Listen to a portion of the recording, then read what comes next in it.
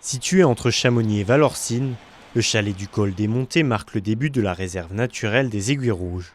Construit en 1976, soit 2 ans après la création de la réserve, le chalet a pour vocation d'être une véritable porte d'entrée sur toute la montagne environnante. On est tourné vraiment sur le grand public, on est ouvert gratuitement, c'est une entrée libre au chalet, donc les gens qui veulent venir chercher une information, on essaiera de la trouver si on ne l'a pas, en tous les cas. Et puis derrière, on propose aussi des animations, des sorties, des conférences, et puis des visites guidées pour des groupes ou pas d'ailleurs. Donc l'idée est vraiment d'aller dans l'accompagnement de la découverte de la nature en montagne et de la biodiversité montagnarde. Et pour continuer à remplir pleinement sa vocation, le chalet du col des Montées s'est offert un petit lifting bien mérité. Toute la partie scénographie a été réalisée par une entreprise du Vercors spécialisée dans la création de maquettes, à l'image de cette carte relief représentant les environs de Chamonix.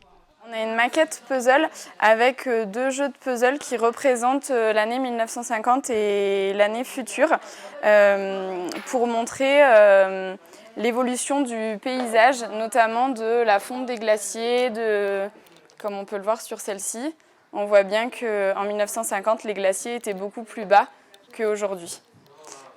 Et de même pour les forêts et les villes. Même si les rénovations ont été financées à 85% par un fonds européen, le bâtiment, lui, appartient bien à la commune de Chamonix-Mont-Blanc qui souhaite faire du chalet un lieu engagé autour des questions environnementales. La mise en scénographie va aussi innover ou en tout cas prendre les thématiques actuelles, celles qui sont évidemment liées au changement climatique. Comme je le disais, on est sur une porte d'entrée du massif, on est sur un endroit qui permet finalement de découvrir et de s'approprier ces thématiques.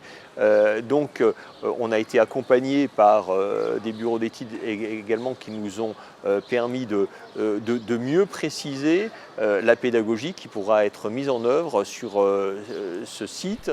Les randonneurs pourront donc profiter des différentes animations du chalet tous les jours de la semaine jusqu'à la fin du mois de septembre.